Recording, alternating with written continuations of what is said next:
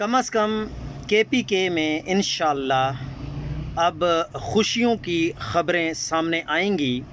सुहेल आफरीदी के वज़ीर आला बनने के बाद कामीना में आप देखेंगे कि जो सलीम झगड़ा साहब हैं, तैमूर सलीम झगड़ा साहब, उनको लाजमी शामिल किया जाएगा।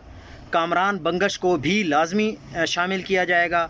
मामलात को जुनेद अकबर और मुराद सईद ही हैंडल करेंगे।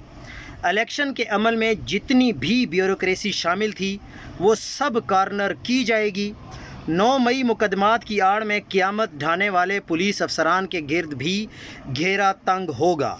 ये आप देखेंगे क्योंकि इमरान ख़ान भी इस वक्त शदीद गुस्से में हैं और उन्होंने आज इस फैसले के वक्त बहुत ज़्यादा गुस्से का इजहार किया है।